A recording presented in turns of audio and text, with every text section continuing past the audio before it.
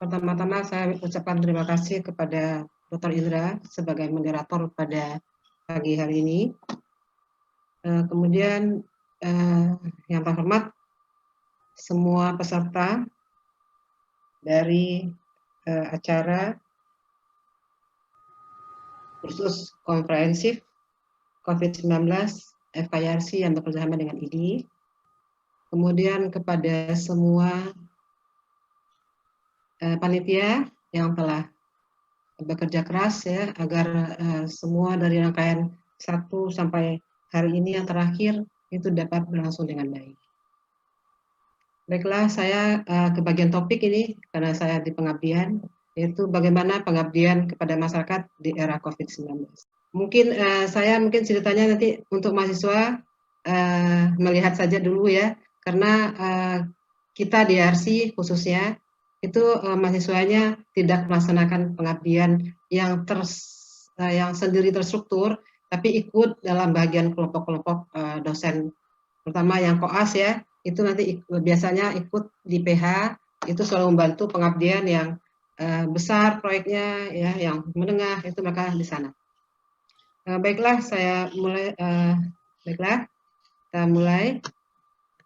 Sama seperti pembicara yang sebelumnya, kami dari pengabdian juga harus ya, ikut menyesuaikan diri karena memang pandemi ini adalah sangat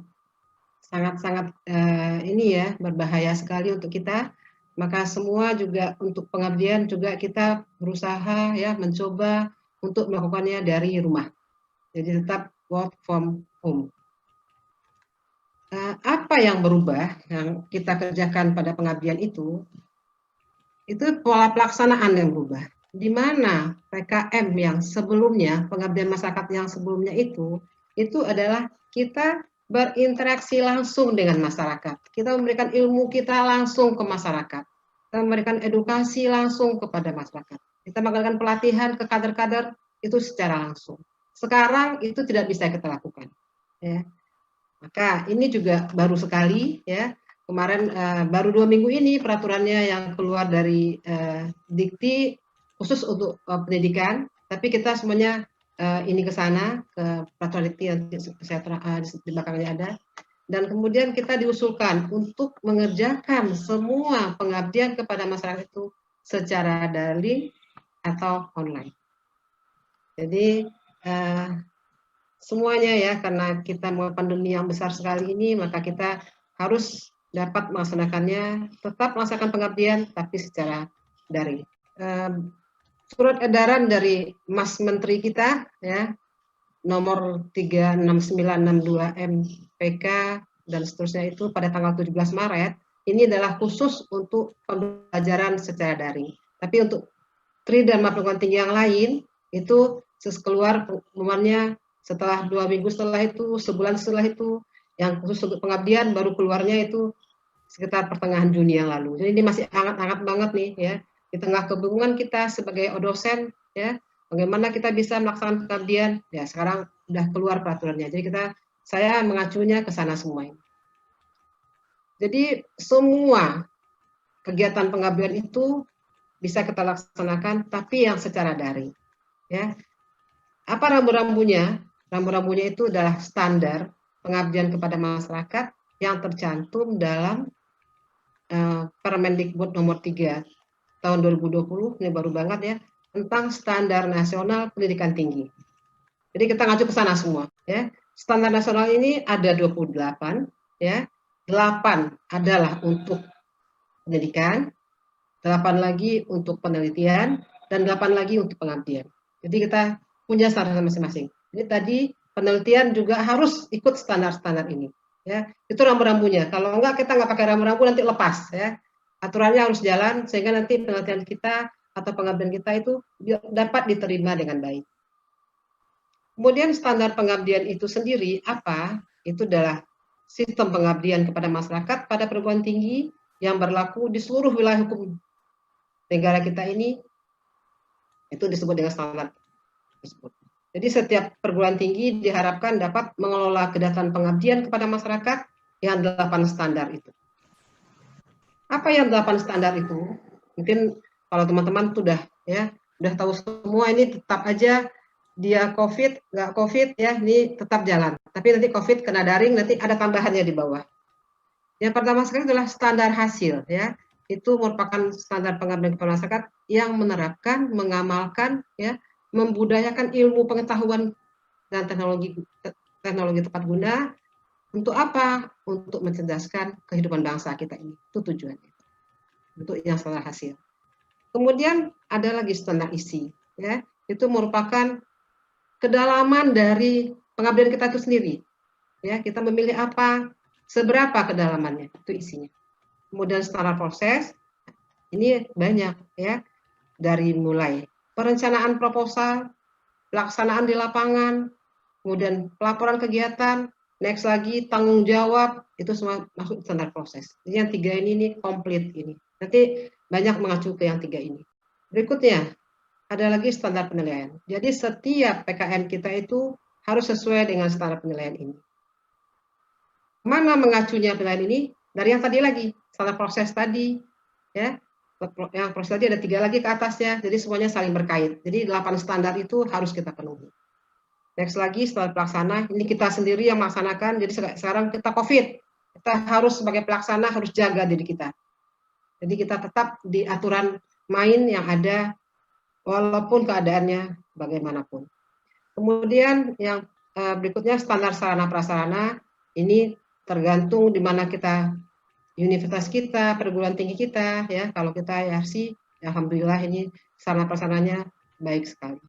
Kemudian standar pengelolaan, ini juga ya, dari awal lagi nih, dari perencanaan, pelaksanaan, pengendalian, pemantauan, evaluasi ya, dan pelaporan, ini juga dikelola dengan baik.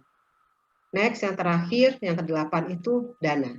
Dana, kalau kita insya Allah dananya udah turun ya, ini malah kita takut nih dananya, ya mudah-mudahan cukup lah ya kita kerjakan. Kita nggak usah ngomong macam-macam di sini ya. Mudah-mudahan dana yang udah turun itu nanti bisa kita gunakan sebaik-baiknya untuk pembiayaan PKM kita yang next kita akan lakukan. Kegiatan PKM yang bagaimana yang bisa kita bikin secara daring itu. Ini udah diberikan rambu-rambunya oleh ini yang terakhir yang memberikan rambu untuk ini adalah LLDT 3. Mungkin teman-teman yang nonton ada dari Palu, ada dari mana ya. Mungkin ini tergantung mengacu tetap ke Menristek. Sekarang itu kan Menristek BRIN ya. Kemudian masing-masing LLDT-nya, kalau kami Jakarta LLDT 3, ya mengacu ke sana ini semua. Jadi dapat dibuat PKM itu ya dengan pengembangan dari hasil pendidikan. Itu boleh kita sharing. Pengembangan hasil penelitian, ini yang dulu diharapkan sekali. Ya. Jadi ini semua kita buat dalam bentuk video. Tujuannya apa? Tujuannya adalah untuk bisa masyarakat itu ya bertambah pengetahuannya, bertambah kekayaan, ya pokoknya pertama kekayaan pengetahuannya, sehingga nanti itu bisa ya, apalagi sekarang dalam keadaan begini, bisa menambah ya semuanya yang sudah turun pertama ekonomi ya, mungkin itu bisa dipakai untuk sharing mereka nanti. Jadi diharapkan manfaat pada masyarakat itu jelas dan kelihatan, itu yang sangat dapat. Itu dalam bentuk video. Kemudian juga bisa dengan cara edukasi ya, yang tadi dengan pengembangan hasil pendidikan, penelitian, ya ini juga edukasi yang biasa kita lakukan ini, cuman sekarang bentuknya dalam bentuk video conference, seperti yang kita laksanakan sekarang ini. Ya, seperti kita pakai Zoom, ya. Cuman nanti laporannya, formatnya berubah sedikit dari format laporan yang biasa. Kalau yang ketiga ini, ya ini untuk yang besar-besar ini, mungkin Dr. Indra ini yang ketiga ini nih ya, nanti bisa join ke sini. Tapi kan sekarang tetap di lab ya. Ini yang besar, yang kita untuk program tinggi kita pakai yang 2 data sendiri. Ya. Ini kan aplikasi ke masyarakat yang dengan biaya pemerintah. Apa aturannya, rambunya? Nah, ini LLDT 3 udah mengeluarkan ini untuk PKD, beban kerja dosen, harus dilengkapi dengan bukti-bukti sebagai berikut. Yang pertama, harus ada surat tugas, harus ada sertifikat. Ini tugasnya ya, kalau di RC tugasnya bodekan, tugasnya Warek 3, kalau sertifikat nanti Warek 3 dengan rektor. Kemudian yang paling penting lagi yang ketiga ini, setelah kita melaksanakan atau sebelumnya kita tuh harus pasti udah melapor dulu ya ke lurah, ke RW, ya ke tempat kita di mana melaksanakan PKM itu sendiri. Ini yang paling penting. Dan nanti kita minta ini surat keterangan bahwa kita telah melaksanakan kegiatan tersebut. Ini yang paling penting. Jangan lupa ini. Kemudian karena kegiatan ini secara daring yang sebelumnya kita tidak seperti ini, maka kita harus lengkapi ya. Ini kalau dosen-dosen semua yang pembelajarannya udah daring ini udah punya semua ini, nggak asing juga sih sama kita semua ya. Kita harus punya pinskin yang pertama untuk jumlah partisipan. Nggak bisa kan? Itu sama juga kita pertama dulu juga harus ada absen hadirnya peserta sama ya. Kemudian namanya sama. Foto bersama dulu kita juga. Sekarang juga kita harus foto bersama. Itu syaratnya itu. Jadi kalau PKM itu memang foto ini luar biasa. Buktinya itu foto semua. Jadi untuk syarat-syarat yang ini itu harus kita lengkapi semua. Selain tadi syarat yang standar. Yang standar tadi kita tetap ya dari mulai penilaian, proses semua itu jalan. Ya, nanti kita ada monefnya juga. Itu jalan semua yang standar itu jalan. Tambah peraturan-peraturan yang daring ini. Ya, sedikit lebih banyak, tapi kalau kita udah biasa dengan pembelajaran itu nggak masalah juga sepertinya. Ini saya tidak berpanjang-panjang ya. Jadi saya sekarang untuk mengajak semua teman-teman yang masih bingung selama ini ya, marilah sekarang kita laksanakan PKM sesuai dengan aturan yang tadi telah diberikan. Kemudian ini udah LD3 itu udah memberikan ini untuk BKD loh. Nah, jadi kita harus ikut itu. Semoga semua apa yang kita lakukan itu nanti dapat bermanfaat untuk masyarakat terutama dan juga untuk kita sebagai pelaksana PKM. Ingat, kalau kita memang harus turun juga ke masyarakat, nih ingat ya, tetap semua protokol kesehatan harus kita gunakan. Mungkin saya akan kasih contoh satu ini. Ini pembelajaran contoh yang pembelajaran ya, PKM pembelajaran. Ini mungkin teman-teman nanti, apalagi sekarang ya, orang tua di rumah pusing anaknya nih, nggak bisa membimbing anaknya, udah. Ya, tapi ini kan kalau kita kan nggak bisa dipakai ya, kita kan udah punya judul masing-masing nih. Tapi kalau mau berubah boleh, tapi kan waktunya pendek sekali. Mungkin saat ini udah habis ya waktunya itu. Ini karena kita baru berbicara ini.